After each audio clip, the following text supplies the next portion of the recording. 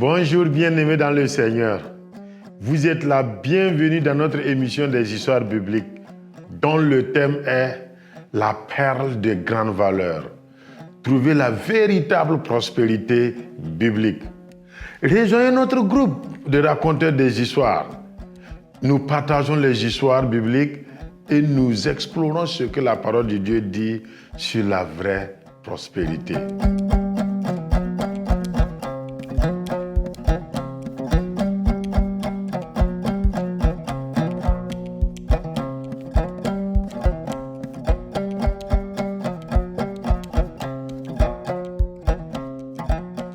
Alors bonjour chers amis. Bonjour. Bonjour. Nous sommes très contents de nous retrouver sur ce plateau ce matin pour continuer les histoires bibliques. Je m'appelle Ayewa Esodina, je suis au Togo. Ce matin, le titre de l'histoire que je voudrais vous présenter, c'est Avertissement, souffrance et faux enseignants.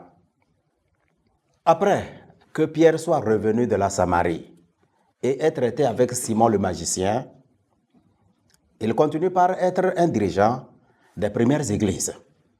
Il voyage et il annonce la bonne nouvelle de Jésus, le Sauveur promis aux gens de la région. Vers la fin de sa vie, il écrit 2 lettres aux chrétiens vivant en dehors d'Israël. Il veut les encourager dans leur souffrance de persécution, les prévenir qu'il y aura des faux enseignants et les rappeler que Jésus reviendra un jour. Voici une partie de ce que Pierre écrit pour encourager ceux qui souffrent à cause de leur foi en Jésus. Chers amis, ne soyez pas surpris des situations difficiles que vous traversez. Au contraire, soyez heureux, car ces situations font de vous les amis de Jésus dans ses souffrances. Si vous souffrez comme chrétien, n'ayez pas honte. Louez Dieu de ce que vous avez la chance d'être appelé chrétien. Dans sa 2e lettre, Pierre les avertit en disant, tout comme au temps de nos ancêtres, il y aura parmi vous des faux enseignants. Ils vont dire beaucoup de mensonges sur Dieu faisant semblant de dire la vérité. Et beaucoup de gens suivront leur voie honteuse. À cause de ces faux enseignants, les gens diront du mal du chemin de la vérité, de la vie chrétienne. Ces faux enseignants ne veulent que votre argent pour leur propre bien en vous disant des mensonges. Mais leur jugement et leur punition de la part de Dieu arrivent. Ils vous disent d'être libérés des lois de Dieu et de vivre comme vous voulez. Mais ils sont en réalité eux-mêmes esclaves de la corruption. Pierre termine sa dernière lettre en disant, chers amis, il est très important que vous compreniez tout ce qui va se passer dans les derniers jours avant le retour de Jésus. Les gens se moqueront de vous et les faux enseignants vous demanderont, Jésus a promis de revenir, mais où est-il? Mais non, Dieu est très patient envers vous. Il ne veut pas que quelqu'un se perde, mais il veut que tout le monde se répande, laisse ses péchés et se tourne pour adorer Dieu à travers Jésus. Mais nous attendons impatiemment les nouveaux cieux et la nouvelle terre qu'il a promis. Car là, tout le monde ne fera que ce qui est juste. Il ajoute, chers amis, vous connaissez toutes ces choses.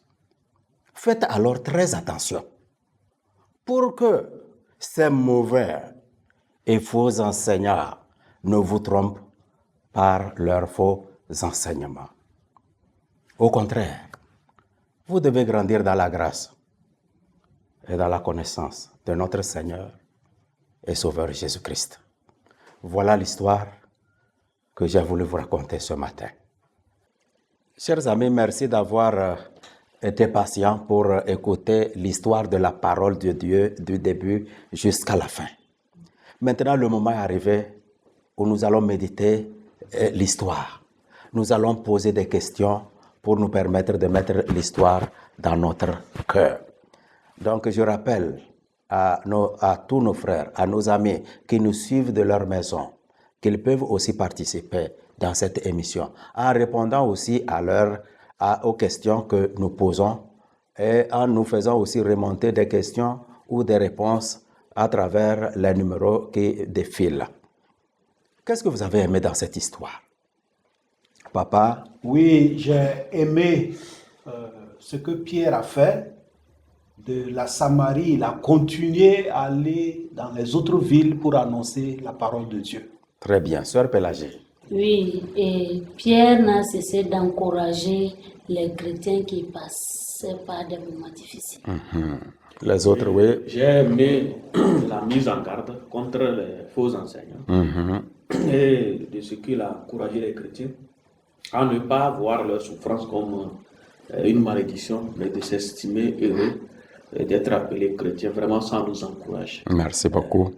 Et les autres, qu'est-ce que vous avez aimé dans l'histoire, M. Seni? Moi, j'ai aimé du fait que Pierre a précisé que ces faux enseignants-là seront châtiés. Toujours bien. Très bien. Moi, j'ai aimé cette vérité claire qui est sortie pour dire que les faux enseignants-là n'aiment que votre argent, en vous disant des mensonges. Ça, vraiment, j'ai aimé cette partie. Est-ce qu'il y a quelque chose d'autre que vous avez aimé? J'ai aimé le fait que, en dehors de ce que Paul est en train de diriger, Plutôt Pierre? Excusez-moi, Pierre, et il a voulu écrire pour envoyer. Et je pense que c'est ces écrits-là qui nous ont aidés aujourd'hui C'est ça. à voir que ce qu'eux ils vivaient dans leur temps, nous aussi nous vivons ça aujourd'hui. Donc ça, ce n'est pas une nouvelle chose. Très bien. Nous sommes encouragés à tenir ferme comme eux aussi dans leur temps, ils avaient tenu. Merci beaucoup. Azaf est en train de dire que les paroles s'envolent, mais l'écrit demeure. Pierre a écrit pour encourager les chrétiens vivant en dehors d'Israël. Et ça nous sert aussi aujourd'hui. Monsieur Seni. Ce que j'ai aimé aussi, c'est que Pierre a précisé que cette souffrance que les croyants sont en train de traverser aura une fin. Très bien. Et ça, c'est très bien. Très, très bien. Donc, merci beaucoup. Qu'est-ce que vous n'avez pas aimé dans l'histoire? Les faux enseignants et la façon dont on les a décrits, on voit qu'ils n'aiment pas vraiment l'évolution des gens, mais c'est eux-mêmes leur propre profit qu'ils cherchent. Ah oui. C'est déplorable parce que nous vivons ça de notre temps aussi. Bon, ce que moi je n'aime pas aussi, c'est que malgré l'avertissement, la mise en garde de Pierre, beaucoup se laissent encore tromper par ces faux enseignants. Donc ça, c'est pas vraiment intéressant. Merci beaucoup. Oui, papa?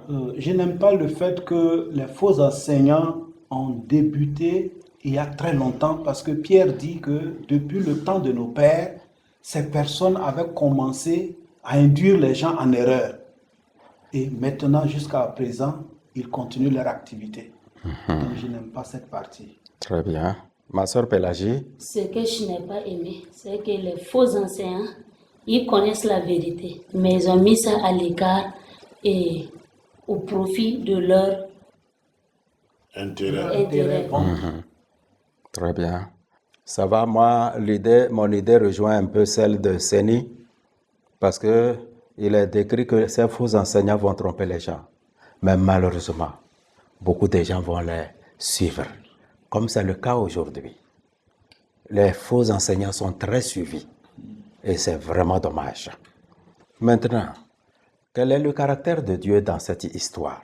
Comment vous voyez Dieu, Monsieur Seni? Et moi, je vois que Dieu est patient. Malgré ces faux enseignants qui trompent les gens, Dieu voit, mais il ne les châtie pas sur le champ. Il laisse ces gens-là continuer leur mauvais travail. Donc, je vois que Dieu est patient. Très bien. Toujours. Merci beaucoup. L'histoire le dit que Dieu est patient, non seulement ne châtiant pas les faux enseignants, mais en accordant le temps aux gens d'avoir la chance de se repentir, de laisser leurs péchés et de suivre Dieu. Autre chose sur Dieu, Pélagie. Dieu est présent et dans nos difficultés. Et il est amour aussi. C'est ça. Puisque nous voyons dans cette histoire que les chrétiens passaient par des moments difficiles, mais Dieu était là avec eux. Voilà pourquoi Pierre les a encouragés et il les a dit qu'il y aura une fin pour cela. Donc l'amour de Dieu va venir et consoler leur cœur et ils vont oublier les difficultés qu'ils ont traversées. En tout cas, merci beaucoup. Tu as bien parlé parce que Pierre dit, ne soyez pas surpris des situations difficiles que vous traversez. Donc, c'est plutôt la vie normale des chrétiens. Oui. Dieu donne la joie, il donne le courage, il donne l'espérance à ses enfants qui sont éprouvés. Très bien. Donc, dans les moments difficiles, Dieu donne même la joie. Il encourage ces enfants qui traversent les difficultés. Merci beaucoup. Autre chose sur le caractère de Dieu. Dieu donne la sagesse. Ah oui, Dieu donne la sagesse, ça c'est vrai. Et Dieu est un Dieu d'amour. Malgré que ses enfants traversent ces difficultés, malgré que les épreuves sont là, ça pèse sur eux, mais il continue de les aimer en leur donnant des paroles d'espoir pour dire que tout ça là passera un jour. Merci beaucoup. Dans cette histoire aussi, nous pouvons remarquer que Dieu connaît tout. Oui. Parce que même avant qu'une chose ne commence, lui connaît déjà la fin. Donc il savait ce que les chrétiens vont endurer, ce que les faux prophètes vont faire, ce qui va arriver même dans les derniers jours, avant même le retour de Jésus. Donc Dieu sait toutes choses. Monsieur Sénier. Et je vois aussi que Dieu est un Dieu qui avertit. Je sais que les lettres que Pierre écrivait pour encourager les gens, en réalité, Pierre parlait toujours de la part de Dieu. Donc c'est Dieu même qui voulait avertir les gens qu'il y aura des faux enseignants. Ils vont tromper les gens parce que seulement ils veulent leur argent. Donc les gens de faire attention. Donc Dieu avertit les gens. Merci beaucoup, chers amis. Merci pour vos réponses très enrichissantes, très édifiantes ce matin. Maintenant, quel est le caractère de l'homme? Monsieur Séni, L'homme se laisse tromper facilement. c'est l'homme même ça. Autre chose. Oui, j'allais dire la même chose. L'homme aime tromper son prochain pour son propre profit. L'homme est un menteur. Oui, L'homme ne peut pas échapper à la souffrance ou aux épreuves, mais il peut tenir ferme dans ces épreuves-là. ok. En effet, Faible. l'homme est faible. Il est manipulable. Oui. L'homme vole au nom de Dieu. L'homme vole au nom de Dieu. Merci beaucoup. Donc, nous rappelons aux téléspectateurs qu'ils peuvent toujours participer à cette émission, répondre pour eux-mêmes à ces questions de méditation. S'ils ont des questions, ils peuvent les poser et partager aussi leurs réponses pertinentes avec nous. Merci beaucoup. Maintenant, quelle leçon vous tirez de cette histoire? Quelle leçon? Et la leçon, elle est personnelle. Monsieur Séni. Personnellement, la leçon que je tire dedans, c'est de faire très attention avec les faux enseignants. Parce qu'ils vont utiliser la parole de Dieu d'une autre manière pour me tromper dans le but d'atteindre leur objectif.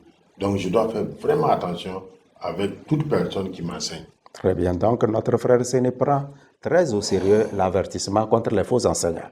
Et les autres? Je dois toujours rester confiant et même dans les épreuves, dans les persécutions, toujours attaché à Dieu. Merci beaucoup. Sœur Barkissa. Je dois prendre l'exemple de Pierre aussi. Toujours encourager les gens à l'église. OK. Et je sonderai toujours les enseignements que je reçois en la comparant avec les écritures de la parole. Très bien. Donc, notre sœur va lire la Bible, elle va vérifier les enseignements qu'elle reçoit pour être sûre que ça vient vraiment de la parole de Dieu avant de les accepter. Pour ma Oui, part, papa. Moi, je resterai toujours confiant en mon Dieu. À partir du moment que des gens me diront, oui, vous prêchez que Jésus revient bientôt, mais ça fait combien de temps? Et tout ça, c'est pour nous décourager, mais je resterai ferme et confiant en la parole de mon Dieu. Donc, une leçon aussi que je tire, c'est que dorénavant, je ferai beaucoup plus attention avec ma vie de péché, malgré certains de mes péchés aujourd'hui. Si Dieu me fait grâce, il m'exauce, il me bénit, ce n'est pas qu'il approuve ma vie mauvaise. Donc, je ferai vraiment attention pour me repentir, pour ne pas penser que comme Dieu est patient, c'est qu'il me supporte, il me cautionne. Je ferai vraiment attention avec le péché. Donc, chers amis, merci aussi beaucoup pour toutes ces réponses. Maintenant, je crois que cette histoire de la parole de Dieu, vous l'avez aimée. Qu'est-ce que vous allez faire pour ne pas oublier cette histoire? La meilleure manière de garder cette histoire, c'est de la raconter et la raconter toujours. Très bien. Donc, les amis qui nous suivez de la maison, la réponse à cette question, c'est de raconter l'histoire, de la raconter encore avec toutes nos forces. Que Dieu vous bénisse. Et je crois que vous allez vraiment le faire pour le bien des êtres humains, parce que chaque fois que les gens auront l'occasion d'écouter ces histoires, ils seront vraiment bénis. Alors, si vous aimez raconter et raconter encore cette histoire, dites-moi à qui vous allez raconter cette histoire. Nous commençons avec la sœur Barkissa. Je vais raconter l'histoire à Fatou. Fatou. Oui. Je vais raconter ça au Timothée. Oui. Moi, je vais raconter l'histoire à Alidou. Il est un ami qui vend les habits devant notre service, donc je vais lui raconter cette histoire. Merci beaucoup, papa. Oui, pour ma part, je vais raconter cette histoire à un jeune pasteur qui doit commencer un ministère bientôt. Oui. Et son nom, c'est Eric. Je crois que cette histoire va beaucoup l'aider. Je vais raconter cette histoire à un ami, il s'appelle Roland. Très bien. Moi aussi, je vais raconter cette histoire. Vous savez, nous avons une ligue des pasteurs dans notre ville. Et les pasteurs, ça ressemble les pasteurs des vieilles dénominations et les pasteurs des ministères. Donc, nous avons la chance de réunir toutes sortes de serviteurs de Dieu. Donc, je vais raconter cette histoire là-bas. Et j'espère que ça va aider à corriger beaucoup de choses. Donc, chers amis, je voudrais vraiment vous dire merci pour avoir participé à cette émission. Merci également à tous ceux-là qui nous ont suivis depuis leur maison. Soyez bénis, que Dieu vous garde et vous bénisse. Merci. À vous qui avez suivi cette émission avec nous, nous vous disons vraiment merci. Merci d'avoir participé à cette émission aujourd'hui, dont le thème était « La perle de grande valeur, trouver la véritable prospérité biblique ». Quelle vérité Dieu vous a révélée à travers cette histoire? Veuillez les partager avec nous à travers les numéros qui s'affichent sur le bas de l'écran. Nous espérons que vous avez beaucoup aimé ces histoires et que vous serez à la prochaine encore pour écouter beaucoup d'autres histoires.